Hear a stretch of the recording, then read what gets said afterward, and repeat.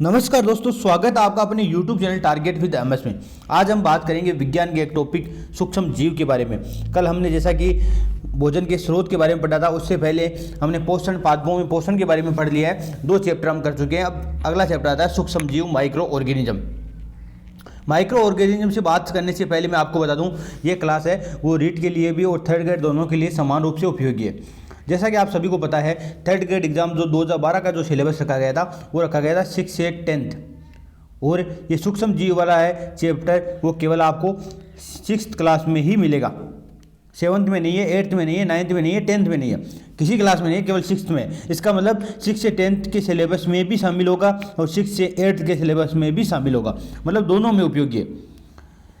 कैसे बात करेंगे तो ये आरबीसी पर आधारित है और एनसीईआरटी इसमें शामिल किया गया है। कोई भी एनसीईआरटी का जो फैक्ट है वो आरबीसी में शामिल किया गया है। इन्हीं नोट्स को मैंने पढ़ा था और यही नोट्स मैं आपको पढ़ा रहा हूँ। राइटिंग इतनी अच्छी नहीं है, फिर भी आप समझने की कोशिश करना, जो मैं बता रहा हूँ वो समझ लेना। और इसकी पीडीएफ है वो आपको Telegram channel target with MS इस पर मिलेगी। टारगेट विद एमएस पर आप प्रिंट भी निकाल सकते हैं और स्वयं लिख भी सकते हैं हाथ से। ज़्यादा उपयोगी वो होगा जो आप हैंड राइटिंग से लिखें, हाथ से लिखें, खुद के हाथ से लिखें, समझ के लिखिए एक टॉपिक को। पिछले हमने पढ़ा था पादपों में पोषण, उससे पहले हमने पढ़ा था भोजन के स्रोत। तो पादपों में पोषण को आपको याद होगा, हमने 5 प्रकार के पोषण के आधार पर वर्गीकरण किया था, जिसमें स्वपोषी होते हैं, परपोषी या परजीवी जिन्हें, जिसमें उदाहरण था अमरबेल या कसकुटा। इसके बाद में हमने पढ़ा था कीटाहारी पादप, जिसमें ड्रोसेरा जिसे संड्यू भी कहते हैं, डायोनिया, यूट्रिकुलेरिया, निपेंथीज जिसे पिक्चर पादप कहते हैं, गठपर्णी पादप कहते हैं। इसके अलावा हमने पढ़ा था विनस फ्लाईट्रेप, ये सभी कीटाहारी पादप के उदाहरण पढ़े थे। इसके बाद हमने पढ़े थे मर्तजीवी, जिसमें मशरूम, एगेरिकस, जितने भी कवक होते हैं ये मर्तोपजीवी है जो सड़ी गली वस्तुओं से अपना भोजन प्राप्त करते हैं। और एक मोनोट्रोपा, एक पुष्पी पादप है जो भी मर्तजीवी है। इसके बाद हमने पढ़ा था सहजीवी, और सहजीवी में आपने पढ़ा था लाइकेन, जो कि कवक और शैवाल का सहजीवन है। इसी प्रकार हमने पढ़ा था राइजोबियम और पादपों का सहजीवन। इस प्रकार हमने पिछले चैप्टर पादपों में पोषण के आधार पर 2 प्रकार के पोषण के आधार पर वर्गीकरण, वृहद पोषण, वृहद मात्रिक पोषण तत्व और सूक्ष्म मात्रिक पोषण तत्व के बारे में भी पढ़ा था। आज हम पढ़ेंगे सूक्ष्म जीव माइक्रो ऑर्गेनिज्म के बारे में। तो पिछले का रिवीजन हो गया, अब हम शुरू करते हैं अगला चैप्टर। 6th क्लास में ये 8th नंबर चैप्टर है आरबीसी बुक में। सॉरी, तो तबीयत डाउन, आज कल क्लास नहीं ले पाया, इसी वजह से। ऐसे सजीव जिन्हें हम सूक्ष्मदर्शी यंत्र की सहायता से देख सकते हैं क्या कहलाते हैं? सूक्ष्म जीव। मतलब जिनको हम नग्न आंखों से नहीं देख सकते, हम सूक्ष्मदर्शी यंत्र होता है उसकी सहायता से ही देख सकते हैं, क्या कहलाते हैं? सूक्ष्म जीव। सूक्ष्म जीव 6 प्रकार के, आरबीसी बोर्ड की बुक में 6 प्रकार के दिए हुए हैं, बाकी एनसीईआरटी में 4 प्रकार दिए हुए हैं। कौन कौन से है? विषाणु, माइक्रोप्लाज्मा, जीवाणु, कवक, प्रोटोजोआ और शैवाल। जबकि एनसीईआरटी में जीवाणु, कवक, प्रोटोजोआ और शैवाल, एक तो माइक्रोप्लाज्मा को और विषाणु को शामिल नहीं किया गया सूक्ष्म जीवों में। लेकिन हमको छयों को सही याद रखना है कि कौन कौन से सूक्ष्म जीव होते हैं: विषाणु, माइक्रोप्लाज्मा, जीवाणु, कवक, प्रोटोजोआ और शैवाल। पहले हम पढ़ेंगे विषाणु। विषाणु के बारे में सामान्य सी 2 बातें हैं। विषाणु को सजीव व निर्जीव के बीच की योजक कड़ी कहते हैं। यह प्रश्न पूछा गया है, डेट 2012 में 8 हुई थी, उस समय पूछा गया था कि सजीव एवं निर्जीव के बीच की योजक कड़ी है, क्या है? विषाणु। विषाणु मतलब, विषाणु में मतलब क्या है, इस लाइन का अर्थ क्या है? विषाणु में जो होता है वो ना तो सजीव की भांति व्यवहार करता है ना निर्जीव की भांति व्यवहार करता है, इसके बीच की योजक कड़ी है। क्योंकि अगर व्यक्ति के शरीर से बाहर विषाणु निर्जीव की भांति व्यवहार करता है, जबकि व्यक्ति के शरीर के अंदर प्रवेश करते ही सजीव की भांति गुणन और वृद्धि करने लग जाता है। इस कारण इसको विषाणु को सजीव और निर्जीव के बीच की योजक कड़ी कहा गया। 1-2 उदाहरण है: टोबैको मोजेक वायरस, तंबाकू के पौधे में पाया जाता है tobacco mosaic virus, TMV।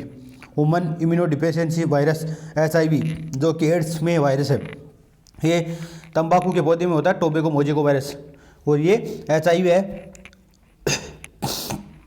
Ads में होता है। तो ये 2 एग्जाम्पल बता दिया विषाणु के। अब देखो आगे पढ़ेंगे माइक्रोप्लाज्मा। माइक्रोप्लाज्मा जिसे PPLO भी कहते हैं, क्या बोलते हैं? PPLO। माइक्रोप्लाज्मा सबसे छोटी कोशिका है जो जीवाणु फिल्टर में से भी छन जाती है। मतलब जो जीवाणु फिल्टर होता है उससे भी छन जाती है, इतनी सूक्ष्म है माइक्रोप्लाज्मा। इसके द्वारा पादपों में बैंगन का लघुपन और तिल का फिल्लोडी नामक रोग होता है, और इसे पादप जगत का बहुरूपिया भी कहते हैं। जो माइक्रोप्लाज्मा है जिसे PPLO भी कहते हैं, क्या कहते हैं?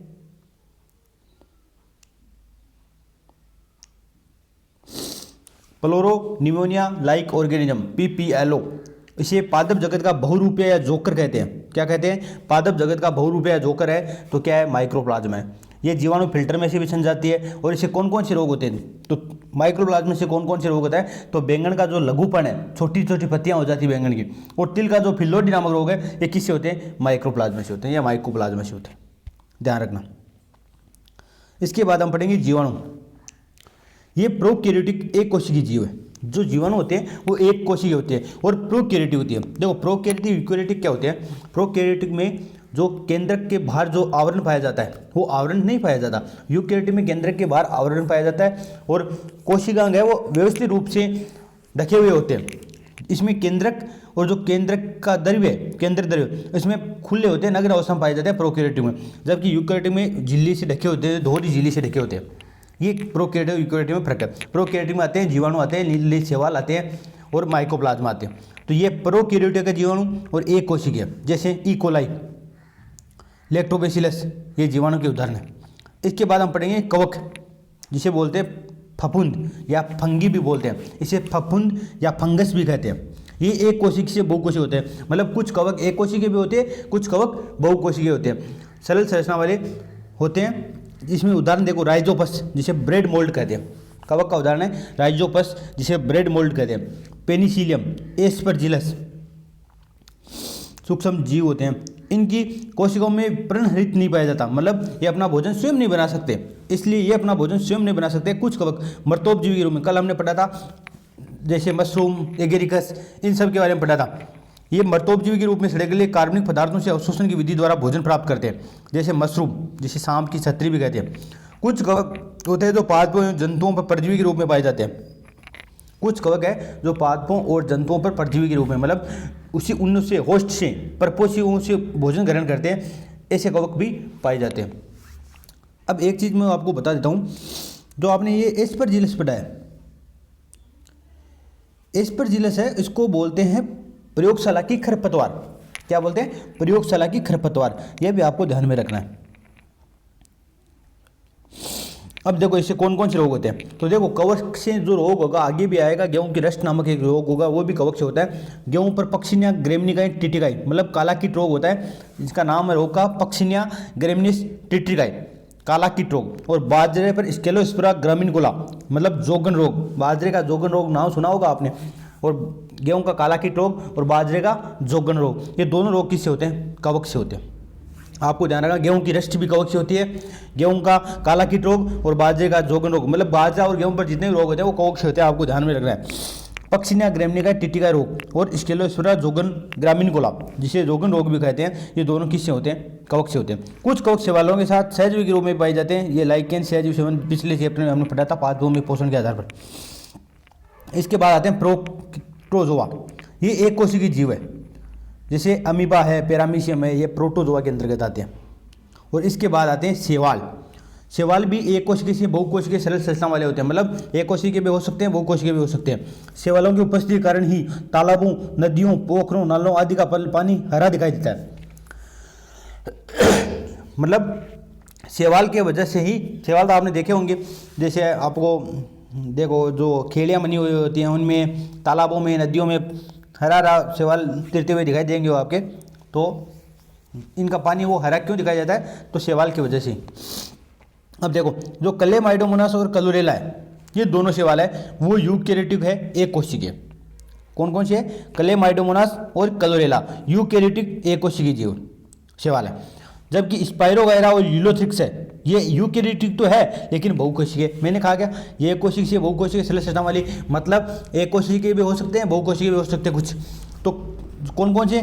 क्लेमाइडोमोनास और क्लोरेला, ये दोनों तो क्या है? यूकैरियोटिक एक कोशिकीय। बता दिया मैंने यूकैरियोटिक प्रोकैरियोटिक क्या होते हैं। इसके बाद जो स्पाइरोगायरा है और यूलोथ्रिक्स है, ये यूकैरियोटिक है लेकिन बहुकोशिकीय। जबकि बात करें नीलनदी शैवाल की, और मैंने अभी पहले बताया था प्रोकैरियोटिक में कौन कौन से आते हैं? जीवाणु, माइक्रोप्लाज्मा और नीलनदी शैवाल, तीनों आते हैं। तो जो नीलनदी शैवाल है वो प्रोकैरियोटिक है, बहुकोशिकीय। ये आपको ध्यान रखना है। ये दोनों एग्जाम्पल भी ध्यान रखना, क्लेमाइडोमोनास और क्लोरेला है, ये एक कोशिकीय जीवों में आते हैं। अब बढ़ेंगे हम लाभदायक सूक्ष्म जीव। आपके चैप्टर में यही दिया है कि सूक्ष्म जीव, सजीव एवं निर्जीव के बाद टॉपिक है सूक्ष्म जीव। इसके लाभ और हानि महत्व पूछा गया है सूक्ष्म जीवों का। तो हम लाभदायक सूक्ष्म जीवों के बारे में पढ़ेंगे, फिर हानिकारक सूक्ष्म जीवों के बारे में पढ़ेंगे। दही जावन बोलते हैं जिसे में उपस्थित लैक्टोबैसिलस जीवाणु के द्वारा ही यह दूध से दही में बदल जाता है। मतलब पहला जीवाणु याद रखना आपको, लैक्टोबैसिलस बहुत बार पूछा गया है, रीट में तो विशेष तौर से यही पूछा जाता है। लैक्टोबैसिलस जीवाणु दूध को दही में परिवर्तित करता है। यहाँ भी देखो यह एनसीईआरटी की इफेक्ट है, ऊपर लिखे हुए हैं वो। लैक्टोबैसिलस क्या करता है, दूध को दही में परिवर्तित करता है। कुछ जीवाणु और यीस्ट होते हैं जो इडली व डोसा बनाने के लिए चावल के आटे में किण्वन में, आपने देखा होगा इडली व डोसा बनाते हैं चावल का आटा फूल जाता है, तो इसके किण्वन में कौन कौन से आवश्यक होते हैं, जीवाणु और यीस्ट। यीस्ट है वो गेहूं, चावल एवं फलों के रस में उपस्थित प्राकृतिक शर्करा में यीस्ट द्वारा एल्कोहल एवं शराब का उत्पादन किया जाता है। गेहूं, जौ, चावल, फल होते हैं, इनके उपस्थिति में प्राकृतिक शर्करा में यीस्ट द्वारा किण्वन करके एल्कोहल या शराब बनाई जाती है। वो भी किससे बनाई जाती है, यीस्ट से बनाई जाती है। तो आपको ये भी ध्यान रखना है। अब देखो खाद्य सामग्री निर्माण में दही, पनीर, सिरका आदि के निर्माण में जीवाणु का उपयोग किया जाता है। बिल्कुल, दही में अभी लैक्टोबैसिलस बटा। यीस्ट का उपयोग है वो डबल रोटी बनाने में और जलेबी बनाने हेतु प्रयुक्त घोल में खमीर उठाने के लिए किया जाता है। यीस्ट का उपयोग है वो डबल रोटी बनाने में, अभी मैंने बताया आपको, एल्कोहल या शराब बनाने में भी यीस्ट का उपयोग किया जाता है। इसके अलावा डबल रोटी बना रहे हैं वो जलेबी बना रहे हैं, उसका जो घोल है उसमें जो खमीर उठाते हैं, आपने देखा होगा मैदे को, आटे को आप रख देते हैं कुछ देर के लिए, तो मैदे का आटा बर्तन से फूल के बाहर निकल जाता है। तो ये किस कारण से होता है, तो ये इसमें खमीर उठ जाता है। और खमीर किस कारण से उठता है, तो CO2 गैस के कारण उठता है। ये भी आपको ध्यान में रखना है, खमीर उठता है वो CO2 गैस के कारण ही उठता है। दूसरा है शैवाल। क्या है, शैवाल। तो क्लोरेला का उपयोग है सूप एवं अन्य पदार्थ, खाद्य पदार्थ बनाने में किया जाता है। हमने पढ़ा था अभी शैवाल के बारे में, क्लोरेला के बारे में, जो यूकेरियोटिक एक कोशिकीय जीव है।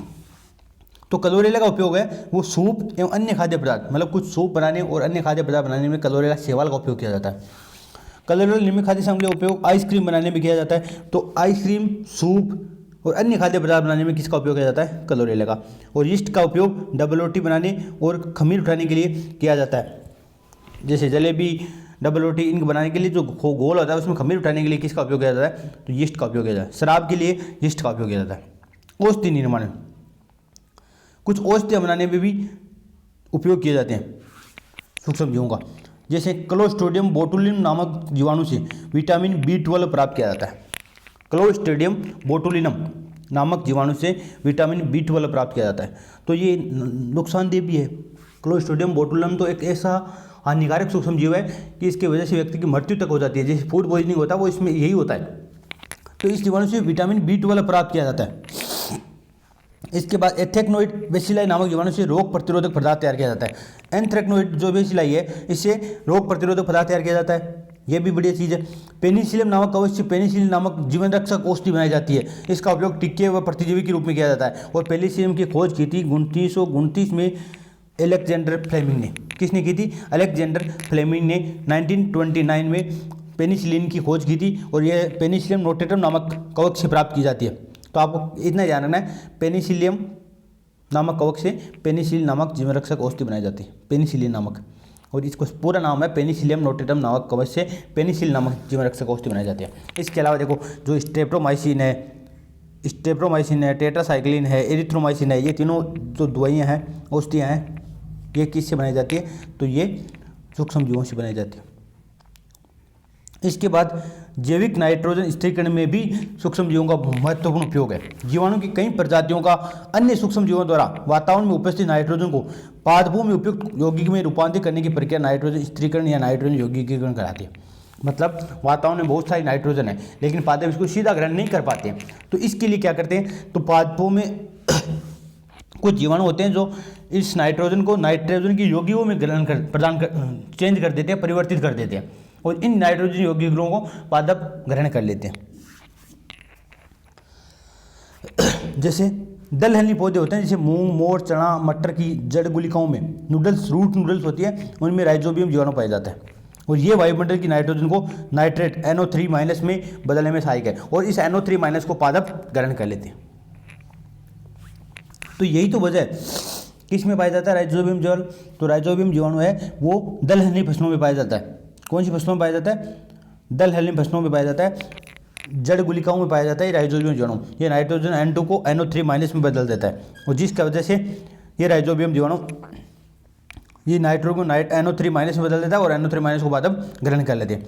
किसान इसी कारण तो एक वस्तु दलहनी फसलें आपने देखा होगा, इसी कारण जो किसान है वो मूंग, मोट, ग्वार और दूसरी फसलें, उसी पर बाजरा, ज्वार, वो केवल आपने दड़ हुए, वो दड़ ओजन ही हुए।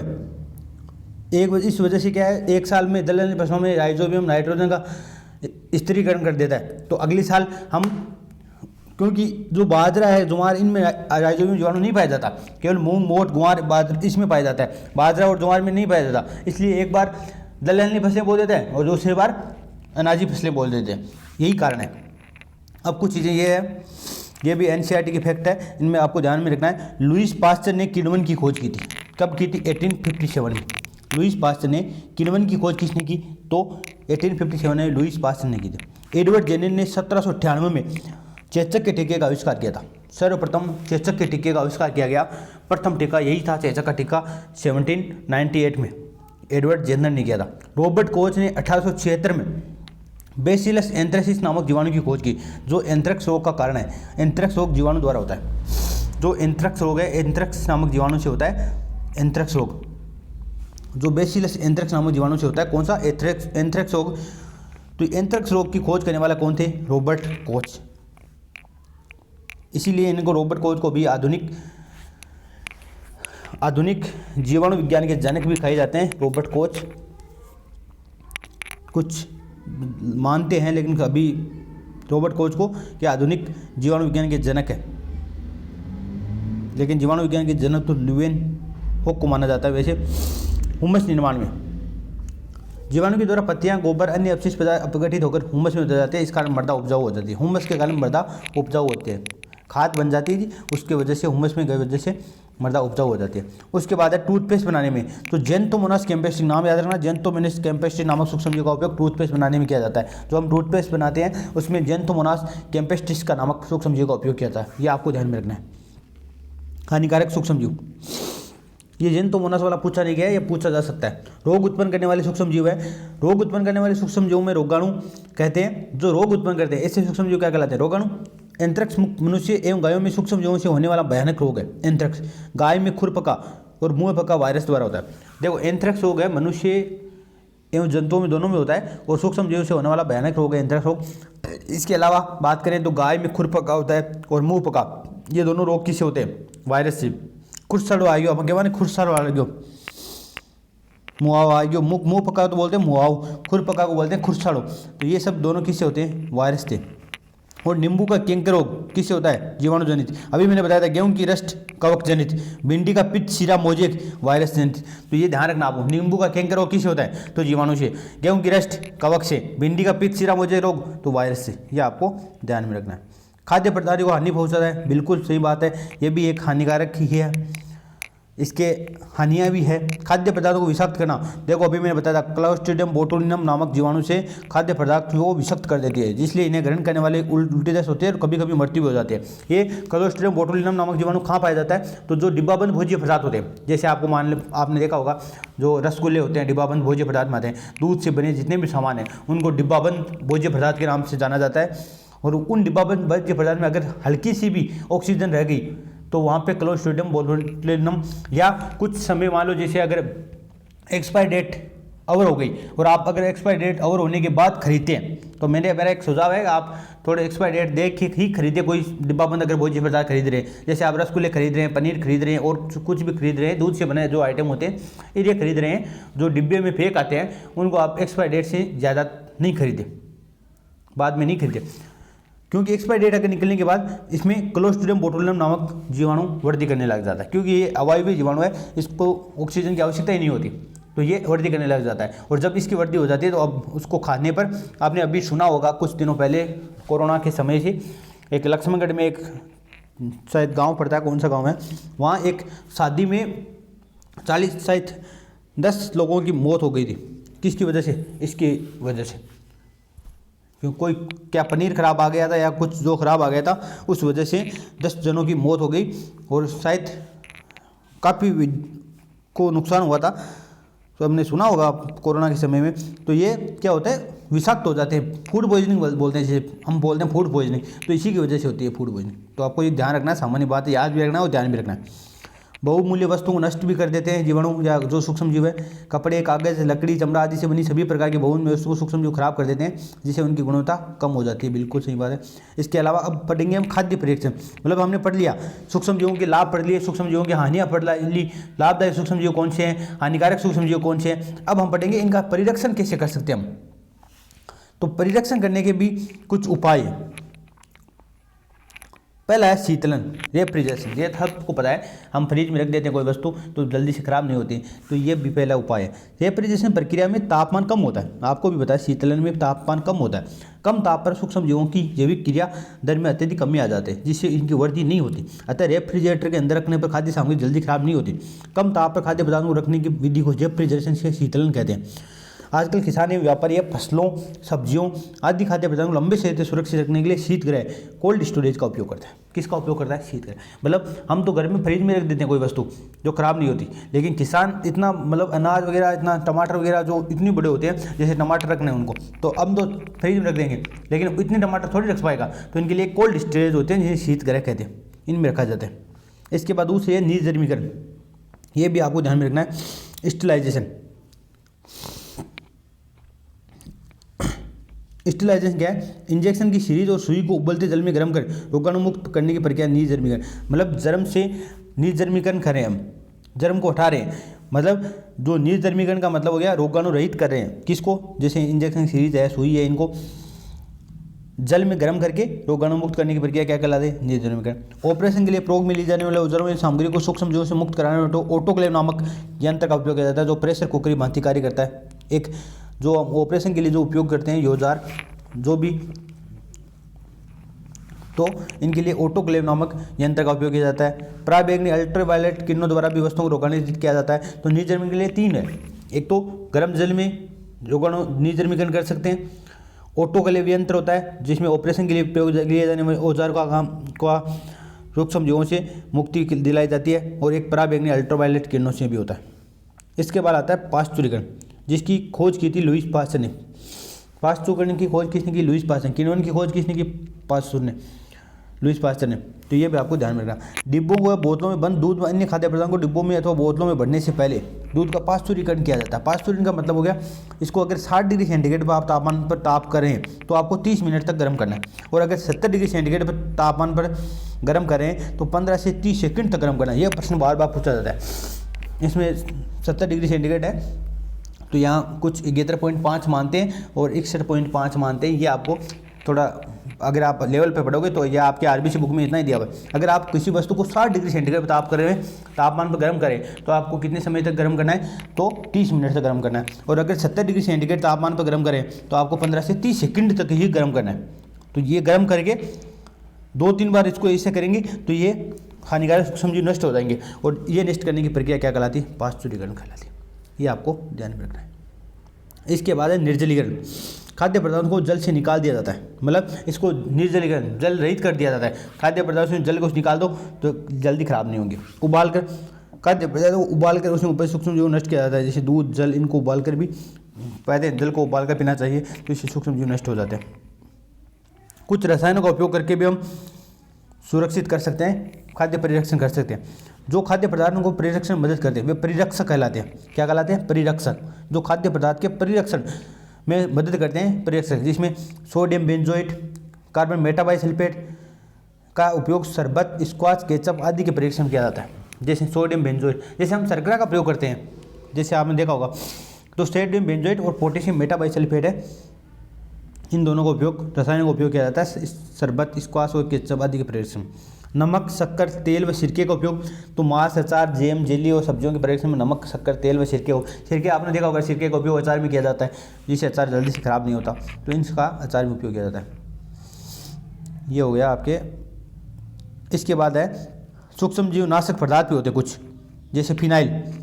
आपने देखा होगा गंदे हाथों को धोने के लिए साबुन का उपयोग किया जाता है। तो ये क्या है? सूक्ष्म जीव नाशक पदार्थ ही तो है। अभी हमने सैनिटाइजर का उपयोग कर रहे थे तो ये भी सूक्ष्म जीव नाशक पदार्थ ही तो है। हैंड सैनिटाइजर हम उपयोग कर रहे थे अभी कोरोना के टाइम में। गंदे आंगन, शौचालय, नंग आदि को जीवाणुरहित करने के लिए फिनाइल का उपयोग किया जाता है। ये भी क्या है? सूक्ष्म जीव नाशक है। जल को जीवाणु रहित करने के लिए क्लोरीन को ब्लीचिंग पाउडर, पोटेशियम परमैंगनेट आदि पदार्थों का उपयोग किया जाता है। इसके अतिरिक्त कार्बनिक अम्ल का उपयोग सूक्ष्म कीटनाशक पदार्थ के रूप में किया जाता है। जल को जीवाणुरहित करने के लिए आपको भी पता होगा, जैसे क्लोरीन या ब्लीचिंग पाउडर या पोटेशियम परमैंगनेट आदि का उपयोग किया जाता है। तो जो देखो सोडियम बेंजोएट, सोडियम मेटाबाइसल्फाइड और पोटेशियम मेटाबाइसल्फेट है, ये सामान्य परिरक्षक के कार्य करते हैं, अभी मैंने ऊपर भी बताया था। तो ये है आपका सूक्ष्म जीव वाला चैप्टर कंप्लीट होता है। इसकी PDF है वो target with MS Telegram channel है, उस पर मिल जाएगी। इसका लोगो वही है जो आपने यूट्यूब चैनल का है, सर्च कर लेना, या मैं आपको कमेंट बॉक्स में पहला कमेंट पिन कर दूंगा जिसमें आपको ये लिंक मिल जाएगी। आज के लिए इतना ही, धन्यवाद, जय हिंद, जय भारत।